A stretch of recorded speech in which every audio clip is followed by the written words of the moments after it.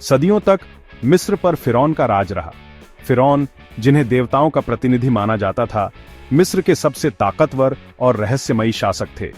उनका शासन न सिर्फ मिस्र की सीमाओं तक सीमित था, बल्कि उनकी शान और शौकत और ताकत की कहानियां दूर दूर तक फैली हुई थीं। फिरौन का दरबार सोने चांदी से सजा रहता था और उनके आदेश को देवताओं की आज्ञा समझा जाता था। मिस्र की सभ्यता अपने समय की सबसे उन्नत सभ्यताओं में गिनी जाती थी। नील नदी के किनारे फैला ये मुल्क अपनी अमीरी और तरक्की के लिए मशहूर था। नील नदी मिस्र की जीवन रेखा थी, जिसने इस रेगिस्तानी देश को हरियाली और समृद्धि दी। हर साल आने वाली बारिश से खेतों में उपजाऊ मिट्टी आती थी, जिससे फसलें लहलहाती थीं। नील के किनारे बसे गांवों में खुशहाली थी और लोग अपने जीवन से संतुष्ट थे। मिस्र की समृद्धि का राज इसी नदी में छुपा था, जिसने इस मुल्क को रेगिस्तान में भी हरा भरा बना दिया था। यहाँ के लोग खेती बाड़ी में माहिर थे और व्यापार से मालामाल। मिस्र के किसान अनाज, फल और सब्जियां उगाते थे, जिन्हें दूर दूर के देशों में बेचा जाता था। मिस्र के बाजारों में हर तरह का सामान मिलता था: कपास, लिनन, मसाले और कीमती पत्थर। व्यापारियों के काफिले रेगिस्तान पार कर मिस्र आते जाते रहते थे, जिससे यहाँ की अर्थव्यवस्था और भी मजबूत होती गई। मिस्र के लोग मेहनती और हुनरमंद थे, जिन्होंने अपने देश को समृद्ध और शक्तिशाली बनाया। ऊंचे ऊंचे पिरामिड और शानदार मंदिर मिस्र की तारीख बयान करते थे। गीजा के पिरामिड आज भी दुनिया के 7 अजूबों में गिने जाते हैं। इन पिरामिडों को बनाने में हजारों मजदूरों ने सालों तक मेहनत की थी। मंदिरों की दीवारों पर उकेरे गए चित्र और हायरोग्लिफ्स मिस्र की संस्कृति और धार्मिक आस्थाओं की झलक दिखाते हैं। हर पत्थर, हर दीवार मिस्र के गौरवशाली अतीत की कहानी कहती है। ये मुल्क एक सोने की चिड़िया था, जिस पर हर किसी की नजर थी। मिस्र के राजाओं के मकबरों में छुपा खजाना, सोने चांदी के गहने, कीमती मूर्तियां और दुर्लभ वस्तुएं, सब कुछ मिस्र की दौलत और वैभव का प्रमाण थे। विदेशी आक्रमणकारी और लुटेरे बार बार मिस्र की दौलत को लूटने की कोशिश करते रहे। फिर भी मिस्र ने सदियों तक अपनी शान और पहचान को बरकरार रखा। लेकिन वक्त के साथ मिस्र की चमक फीकी पड़ने लगी। आंतरिक कलह, सत्ता के लिए संघर्ष और बाहरी आक्रमणों ने मिस्र की ताकत को कमजोर कर दिया। पुराने मंदिर और इमारतें खंडहर बनने लगी और मिस्र की समृद्धि धीरे धीरे मिट्टी में मिल गई। कभी जो देश दुनिया का सिरमौर था, अब उसकी हालत जर्जर होती जा रही थी। रोमन हुकूमत ने इस मुल्क को अपने कब्जे में ले लिया। रोमन सेनाएं मिस्र में घुस आईं और उन्होंने यहाँ की सत्ता अपने हाथ में ले ली। मिस्र की आज़ादी छिन गई और यहाँ के लोग पराए हुक्मरानों के अधीन हो गए। रोमन शासकों ने मिस्र की संस्कृति और परंपराओं को दबाने की कोशिश की और यहाँ के लोगों पर सख्त कानून लागू कर दिए। मिस्र के लोग रोमन शासकों के जुल्मों का शिकार होने लगे। उन्हें अपनी ही जमीन पर पराया महसूस होने लगा। रोमन सैनिक गांवों में घूमते, लोगों से जबरन काम करवाते और उनकी संपत्ति छीन लेते। मिस्र के आम लोग डर और असुरक्षा के साए में जीने लगे। उनकी खुशियां छिन गईं और उनकी जिंदगी मुश्किल हो गई। उनकी आजादी छिन गई और उनके ऊपर भारी टैक्स लगा दिए गए। रोमन हुकूमत ने मिस्र के किसानों और व्यापारियों पर इतने ज्यादा कर लगा दिए कि उनकी कमाई का बड़ा हिस्सा छिन जाता। गरीब किसान कर्ज में डूबने लगे और कई परिवारों को अपना घर बार छोड़ना पड़ा। मिस्र की समृद्धि अब बीते दिनों की बात बन गई थी। मिस्र के लोग तरस रहे थे एक ऐसे मसीहा की तलाश में जो उन्हें इस जुल्म से निजात दिला सके। हर कोई उम्मीद लगाए बैठा था कि कोई आएगा जो मिस्र को फिर से उसकी खोई हुई शान और आजादी दिलाएगा। मिस्र की धरती पर एक नई सुबह की आस थी और लोग अपने दिलों में उम्मीद की लौ जलाए हुए थे कि एक दिन उनका देश फिर से उठ खड़ा होगा। इस्लाम का नूर अरब के रेगिस्तान से निकलकर दूर दूर तक फैलने लगा था। यह वह दौर था जब रेगिस्तान की तपती रेत पर एक नई उम्मीद की किरण फूट रही थी। अरब की वीरान जमीन पर जहां कभी सिर्फ खामोशी और तन्हाई का राज था, अब वहां से एक पैगाम निकल रहा था जो इंसानियत, बराबरी और अल्लाह की इबादत का था। मुसलमान फौजें अल्लाह के कलाम और नबी के पैगाम को लेकर आगे बराच रही थीं। उनके दिलों में एक अजीब सा जोश था और आंखों में एक नई दुनिया बसाने का सपना। ये फौजें सिर्फ तलवार के बल पर नहीं, बल्कि अपने ईमान और यकीन के साथ आगे बढ़ रही थीं। हर सिपाही के दिल में यह यकीन था कि वे एक बड़े मकसद के लिए लड़ रहे हैं। सीरिया और इराक जैसे बडीढ़े बडड्डे मुल्कों को फतह करने के बाद मुसलमानों की नजर मिस्र पर पड़ी। मिस्र, जो नील नदी की वादियों में बसा था, उस दौर में भी एक समृद्ध और ताकतवर इलाका माना जाता था। वहां की जमीन उपजाऊ थी और उसकी सरहदें मजबूत किलों से घिरी हुई थीं। मिस्र पर कब्जा करना अरब फौजों के लिए एक बहुत बड़ी चुनौती थी। लेकिन मिस्र फतह करना इतना आसान नहीं था। वहां की फिजा, वहां का मौसम और दुश्मन की मजबूत तैयारी, हर चीज मुसलमानों के लिए एक नई मुश्किल लेकर आई।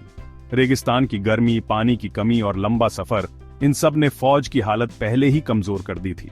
मुसलमानों की फौज जब मिस्र की सरहद पर पहुंची तो अचानक एक भयानक बीमारी फैल गई। ये बीमारी इतनी तेजी से फैली कि किसी को संभलने का मौका ही नहीं मिला। फौज के खेमों में अफरा तफरी मच गई। हर तरफ बेचैनी और डर का माहौल था। हजारों की तादाद में सिपाही इस बीमारी की चपेट में आ गए। बीमारी का असर इतना भयानक था कि तंदुरुस्त जवान भी चंद दिनों में कमजोर पड़ने लगे। कई सिपाही बुखार, खांसी और कमजोरी से बेहाल हो गए। डॉक्टर और हकीम भी लाचार थे, क्योंकि उस दौर में ऐसी बीमारी का इलाज किसी के पास नहीं था। देखते ही देखते 25,000 से ज्यादा जांबाज सिपाही शहीद हो गए।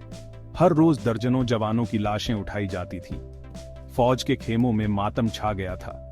हर कोई अपने किसी साथी, दोस्त या रिश्तेदार को खो चुका था। यह मंजर इतना दर्दनाक था कि बहादुर से बहादुर सिपाही की आंखें भी नम हो गईं। यहां तक कि फौज के कई बड़े सरदार, जिनमें अबू उबैदा इब्न अल जर्राह भी शामिल थे, इस बीमारी की वजह से दुनिया से रुखसत हो गए। अबू उबैदा, जो अपनी बहादुरी और ईमानदारी के लिए मशहूर थे, उनकी मौत ने पूरी फौज को हिलाकर रख दिया। उनके जाने से फौज का मनोबल और भी टूट गया। मुसलमानों के हौसले पस्त हो गए। हर तरफ मायूसी और खामोशी छा गई थी। फौज के लिए यह वक्त सबसे बड़ा इम्तिहान था, न सिर्फ जंग का, बल्कि अपने यकीन और हिम्मत का भी। लेकिन इसी अंधेरे में कहीं न कहीं उम्मीद की एक छोटी सी लौ भी जल रही थी, जो आगे चलकर इतिहास का रुख बदलने वाली थी। मदीना की शांत फिजा में अचानक हलचल मच गई जब खलीफा उमर को एक दर्दनाक खबर मिली। एक तेज रफ्तार सवार धूल उड़ाता हुआ शहर में दाखिल हुआ और सीधा खलीफा के पास पहुंचा। उसके चेहरे पर चिंता की लकीरें साफ झलक रही थीं। खबर थी कि मिस्र पर हमला करने वाली मुस्लिम फौज को भारी नुकसान हुआ है और कई बहादुर सिपाही शहीद हो गए हैं। इस खबर ने मदीना के माहौल को गमगीन कर दिया। खलीफा उमर, जो हमेशा अपने लोगों की भलाई के लिए सोचते थे, इस खबर से बेहद दुखी हो गए। उनके दिल में अपने सिपाहियों के लिए गहरा दर्द था और वो सोचने लगे कि क्या उनका फैसला सही था। मिस्र पर हमला करने का फैसला पहले ही खलीफा उमर के लिए आसान नहीं था। वो जानते थे कि जंग में हमेशा जान का खतरा रहता है, लेकिन इस बार नुकसान उम्मीद से कहीं ज्यादा था। सैकड़ों सिपाहियों की शहादत ने उनके दिल को झकझोर दिया। उमर को अब यह डर सताने लगा कि कहीं उनका फैसला गलत तो नहीं था। क्या उन्होंने अपनी फौज को एक ऐसी जंग में भेज दिया जिसमें जीत की उम्मीद कम और नुकसान ज्यादा था? इन सवालों ने उनकी रातों की नींद उड़ा दी। मदीना के कई बुजुर्ग और सलाहकार इस हार को अल्लाह की तरफ से एक इशारा मान रहे थे। उनका मानना था कि शायद यह वक्त मिस्र पर हमला करने का नहीं है। कुछ लोगों ने कहा कि इतनी बड़ी कुर्बानी के बाद आगे बढ़ना खतरे से खाली नहीं होगा। सलाहकारों की राय बंटी हुई थी। कुछ आगे बढ़ने के पक्ष में थे तो कुछ रुकने की सलाह दे रहे थे। हर कोई चाहता था कि खलीफा सही फैसला लें, जिससे मुसलमानों का भला हो। खलीफा उमर खुद भी गहरे असमंजस में थे। एक तरफ उन्हें अपने सिपाहियों की जान की फिक्र थी, दूसरी तरफ इस्लाम के फैलाव और उम्मत की भलाई का ख्याल। वो जानते थे कि एक गलत कदम न सिर्फ उनकी फौज के लिए, बल्कि पूरे इस्लामी साम्राज्य के लिए नुकसानदेह हो सकता है। उनके दिल और दिमाग में लगातार सवाल उठ रहे थे। क्या आगे बढ़ना सही है या रुक जाना चाहिए? क्या अल्लाह की मर्जी यही है कि वो मिस्र की तरफ न बढ़े? उमर को यह भी पता था कि मिस्र एक बेहद अमीर और रणनीतिक रूप से अहम मुल्क है। अगर मिस्र फतह हो जाता तो मुसलमानों को न सिर्फ आर्थिक फायदा मिलता, बल्कि इस्लामी साम्राज्य की सीमाएं भी मजबूत होती। मिस्र की उपजाऊ जमीन, नील नदी की दौलत और वहां के व्यापारिक रास्ते उम्मत के लिए नए मौके खोल सकते थे। लेकिन इन फायदों के साथ साथ हर जीत की कीमत भी चुकानी पड़ती है, और वो कीमत थी सिपाहियों की जान। खलीफा उमर के लिए सबसे बड़ी चिंता यही थी कि कहीं उनकी वजह से और सिपाहियों की जान न चली जाए। वो नहीं चाहते थे कि कोई भी मुसलमान बेवजह अपनी जान गंवाए। हर शहीद की खबर उनके दिल को और बोझिल कर देती थी। वो अपने फैसले की जिम्मेदारी पूरी तरह महसूस कर रहे थे, और यही वजह थी कि वो जल्दबाजी में कोई कदम नहीं उठाना चाहते थे। ऐसे कठिन वक्त में खलीफा उमर ने अल्लाह से रहनुमाई की दुआ की। वो रात दिन इबादत में लगे रहे ताकि उन्हें सही रास्ता दिखे। उनके लिए यह सिर्फ एक जंग नहीं थी, बल्कि उम्मत की किस्मत का सवाल था। उमर की दुआ थी कि अल्लाह उन्हें वह हिम्मत और समझ दे जिससे वो अपने लोगों के लिए सबसे बेहतर फैसला ले सकें। अमर बिन आस एक मेहनती और होशियार इंसान थे। इस्लाम कबूल करने से पहले वो एक सफल व्यापारी थे, लेकिन इस्लाम की रोशनी ने उनकी जिंदगी बदल दी। वो एक दिलेर सिपाही और समझदार सेनापति बन गए। अमर बिन आस मिस्र की अहमियत से अच्छी तरह वाकिफ थे। उन्होंने खलीफा उमर से मिस्र पर हमला करने की इजाजत मांगी। उनका मानना था कि मिस्र को फतह करना मुश्किल जरूर है, लेकिन नामुमकिन नहीं। उन्होंने खलीफा को यकीन दिलाया कि वो अपनी पूरी ताकत से लड़ेंगे और मिस्र को इस्लाम के झंडे तले लाएंगे।